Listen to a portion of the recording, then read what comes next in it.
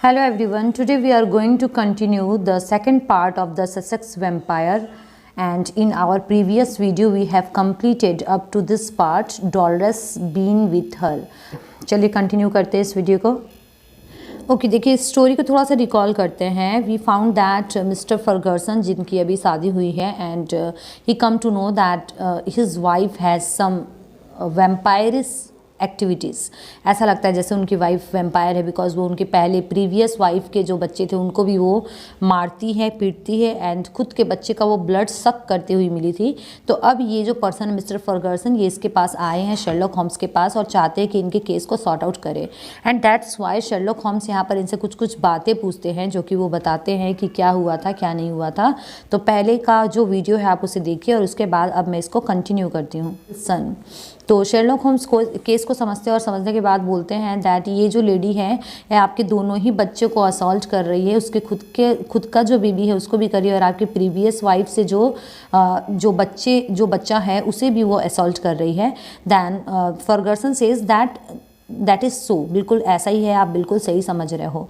Then Sherlock Holmes says that इनका forms तो different, it means that जो torture करने का जो फॉर्म है वो तो कम्प्लीटली डिफरेंट हो जा रहा है।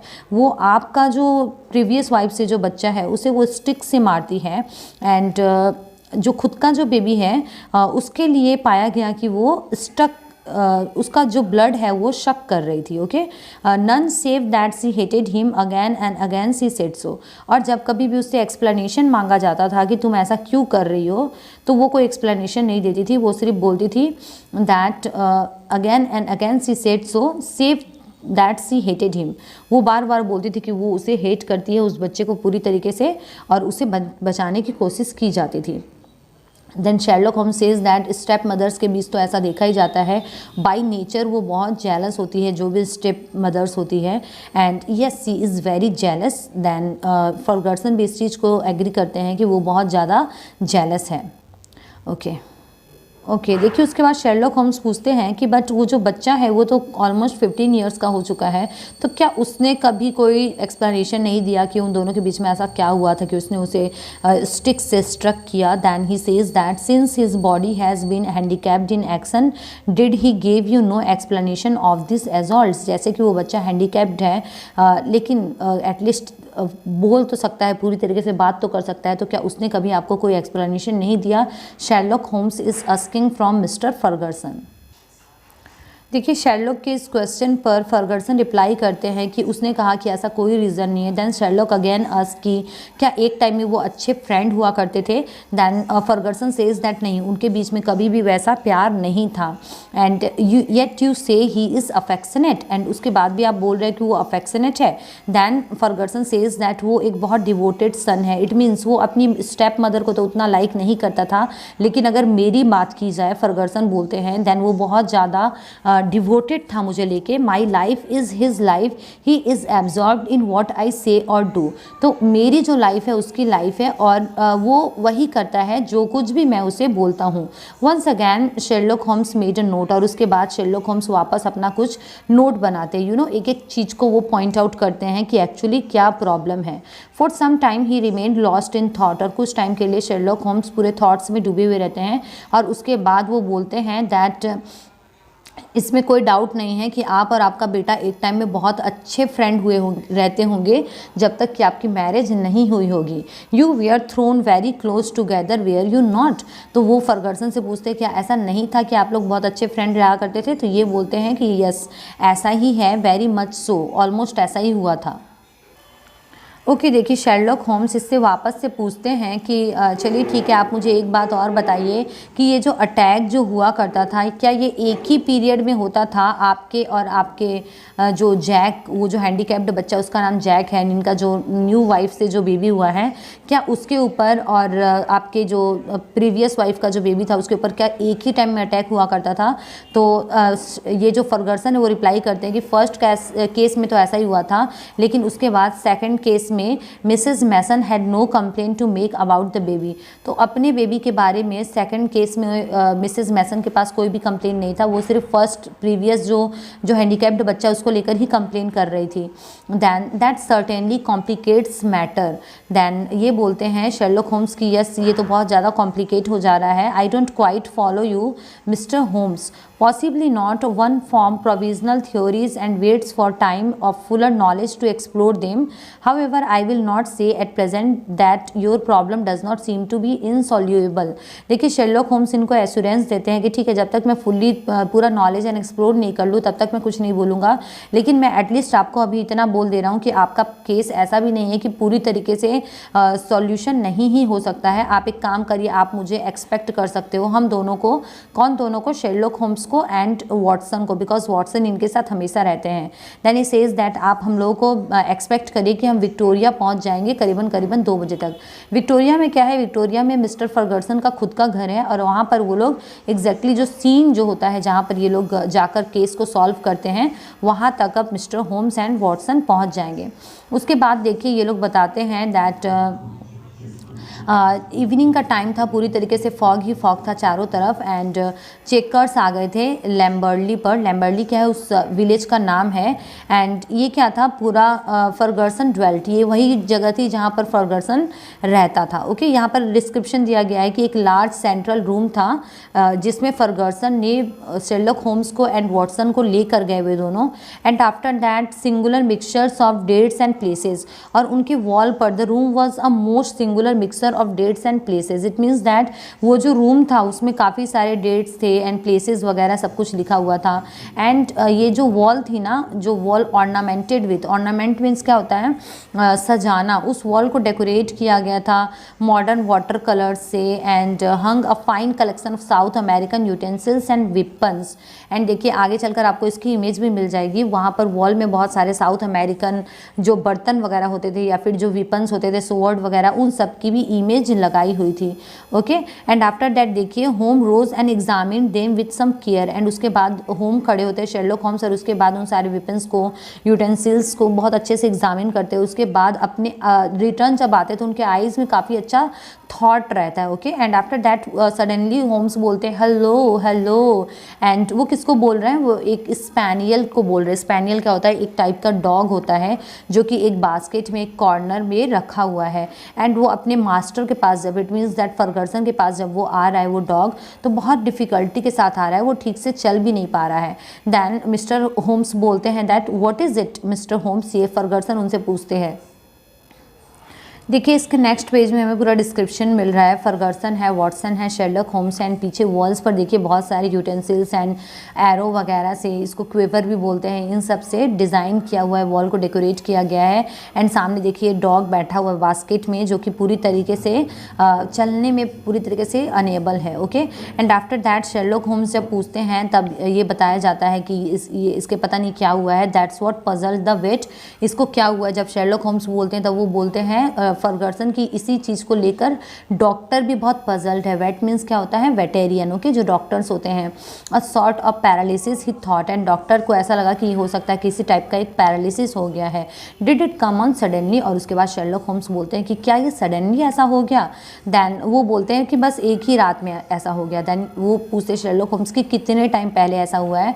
देन फर्गसन रिप्लाइज दैट करीबन 4 महीने हो चुके हैं कि इसके साथ ऐसा हुआ है, और combination of what I had already thought. And उसके बाद शेरलॉक होम्स बोलते हैं कि ऐसा ही कुछ मैंने भी सोचा था। एंड फर्गसन उससे बोलते हैं कि मिस्टर होम्स आप मुझे बताइए कि एक्चुअली बात क्या है। आपके लिए हो सकता है कि सिर्फ एक इंटेलेक्चुअल पजल होगा, लेकिन इस केस से रिलेटेड मेरी लाइफ एंड डेथ जुड़ी हुई है। ऑफकोर्स शेरलॉक होम्स के लिए तो सिर्फ ये केस है, लेकिन फर्गसन, मिस्टर फर्गसन के लिए तो उनकी वाइफ अच्छी है या बुरी है, ये बात उसको जानना बहुत ज़रूरी है आगे के लिए। दैन शेरलॉक होम्स रिप्लाई करते हैं कि मिस्टर फर्गसन, अगर मैं आपको बात बता दूं तो आपके लिए बहुत ज़्यादा पेनफुल होगा, बट मैं आपको तुरंत, आई कैन नॉट से मोर फॉर द इंस्टेंट, अभी के अभी मैं आपको कुछ नहीं बोल सकता हूँ, बट मैं आपको बता देता हूँ कि मैं आपको कम्प्लीटली सब कुछ बोल ही दूँगा। उसके बाद देखिए शेरलॉक होम्स फर्गसन को और भी ऐड करते हुए बताते हैं कि पहले मैं आपको बता दूं, इससे आपका माइंड जो है थोड़ा सा ईज हो जाएगा, that your wife is a very good, a very loving and a very ill used women. आपकी वाइफ बहुत ही अच्छी है, बहुत लविंग है और बहुत ही उनके साथ बहुत गलत व्यवहार किया गया है। तो फर्गसन ऐसा सुनकर तो ऑफकोर्स शॉकिंग है, उनको सरप्राइजिंग लगेगा, बिकॉज उन्होंने देखा है कि वो अपने बेबी का ब्लड सक कर रही थी, उनके छोटे बड़े बेटे को वो मारती भी है। एंड यहाँ पर शेरलॉक होम्स बोल रहे हैं कि आपकी वाइफ बहुत लविंग है। देन फर्गसन इस बात पर बोलते हैं that prove that mister homes and I am your debater for life. तो अगर आप इस चीज़ को प्रूव कर दो कि मेरी वाइफ सच में लविंग हो, तो मैं आपके लिए ज़िंदगी भर के लिए आपका कर्जदार रहूँगा। Then he says that I must would you deeply in another direction. Then वो बोलते हैं शेरलॉक होम्स की ठीक है, इस चीज़ को प्रूव करने के लिए मुझे आपको कुछ और ही दिखाना पड़ेगा। I care nothing as long as you clear my wife. तो फर्गसन बोलते हैं कि मुझे उससे कोई फ़र्क नहीं पड़ता कि आप कि कौन से तरीके से इस केस को सॉल्व करोगे, बिकॉज ये मेरी वाइफ अगर इन सब चीज़ों से इनोसेंट प्रूव हो जाती है तो मेरे लिए वो सबसे खुशी की बात होगी। ओके, दैन ये बताते हैं, अपनी थ्योरीज बता रहे हैं अब शेरलॉक होम्स पूरी तरीके से, दैट उनको क्या समझ में आए केस से related.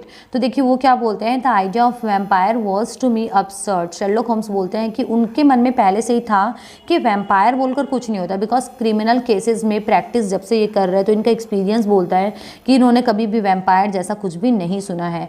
And after that you saw the lady rise beside the child cot with blood upon her lips.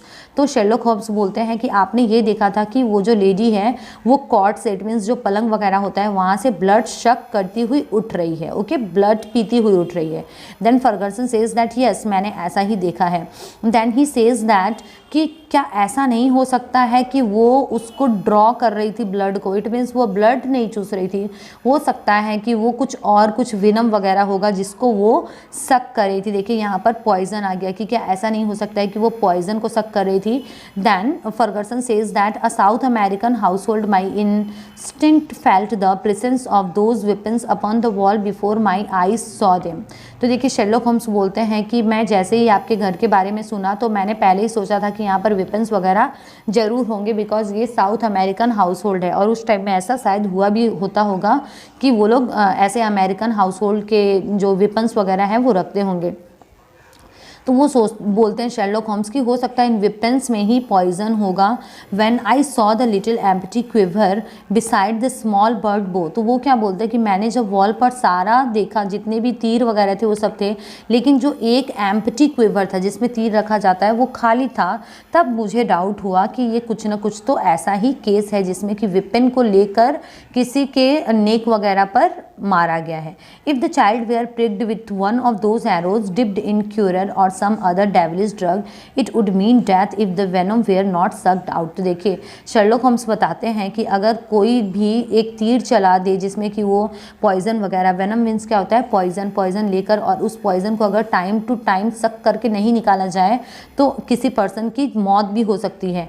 Then and the dog, Sherlock Holmes continues, और ये जो डॉग जो थोड़ा लिम्प होकर चल रहा है, ये जो पर्टिकुलरली चल नहीं पा रहा है, उसके बारे में भी शेरलॉक होम्स बताते हैं।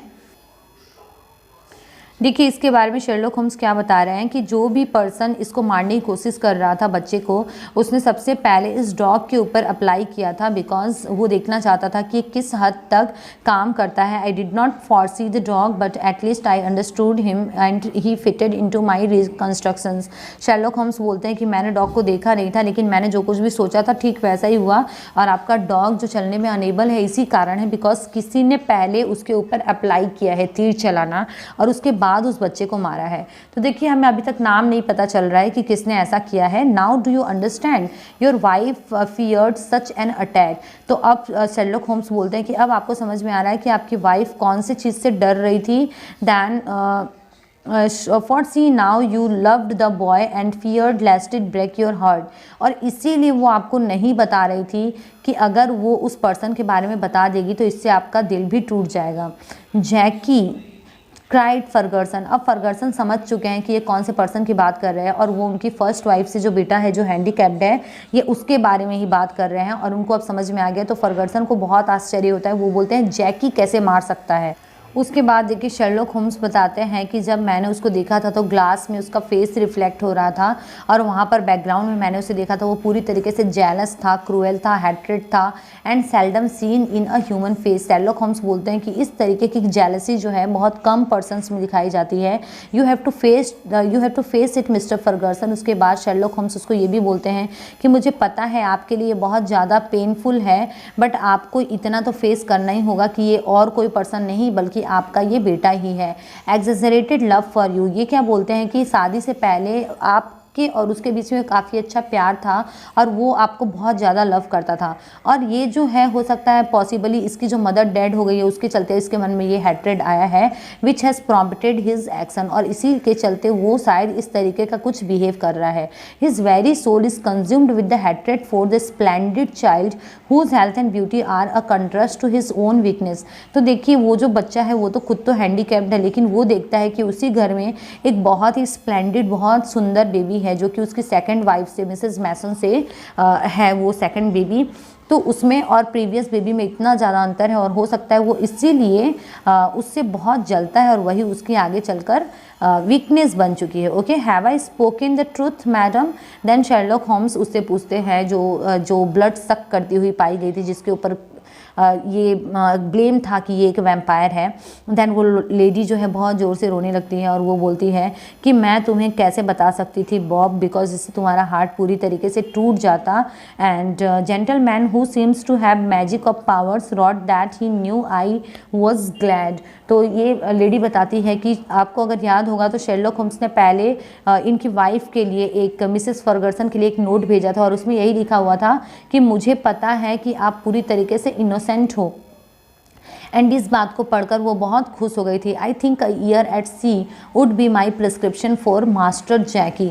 तो ये बताते हैं शेरलॉक होम्स कि मेरे ख्याल से अगर उनको 1 साल का गैप दिया जाए, सी वगैरह पर घुमाने के लिए लेके जाए तो उनके लिए बेस्ट रहेगा। And we can quite understand your attack upon Jacky. और उसके बाद वो बताते हैं कि मिसेस फर्गसन को बोलते हैं कि मैं समझ सकता हूँ आपने जैकी के ऊपर क्यों अटैक किया था। There is a limit to a mother's patience, because किसी भी मदर का एक पेशेंस का लेवल होता है, वो कितना बर्दाश्त कर सकती है जब उसके बच्चे के ऊपर अटैक हो। लेकिन आप मुझे ये बताइए कि आपने हिम्मत कैसे की अपने बेटे को लास्ट 2 डेज से अकेला छोड़ने की। एंड आफ्टर दैट देखिए ये बोलती है that I had told Mrs Mason she knew. तो मिसेस मैसन को ये सब कुछ बता दी थी। मिसेस मैसन कौन है? वो परहैप्स उनकी जो मेड थी उनका नाम मिसेस मैसन है। देन शेरलॉक होम्स बोलते हैं कि सो आई इमेजिन, मैंने भी कुछ ऐसा ही इमेजिन किया था। एंड आफ्टर दैट देखिए ये सब सुनकर मिस्टर फर्गसन जो है उनकी हालत बहुत ख़राब है। वो पूरी तरीके से अपने हाथ को और पूरी तरीके से शेक कर रहे हैं और साइड में खड़े हैं। एंड शेरलॉक होम्स वॉटसन को बोलते हैं कि शायद अब टाइम आ चुका है कि हम लोग चले जाए यहाँ से, बिकॉज अब जो कुछ भी बाकी है इन लोगों के बीच में ये लोग खुद वो शॉर्ट आउट कर लेंगे। I think we may leave them to settle the rest among themselves. तो ये हमारी स्टोरी थी शेरलॉक होम्स की। आई होप आपको ये अच्छी लगी होगी, एंड अच्छी लगी है तो प्लीज़ लाइक करिए। And thank you so much for watching Study Table. अगर कोई भी चैप्टर समझना है then you can comment, I will definitely make video on that particular topic.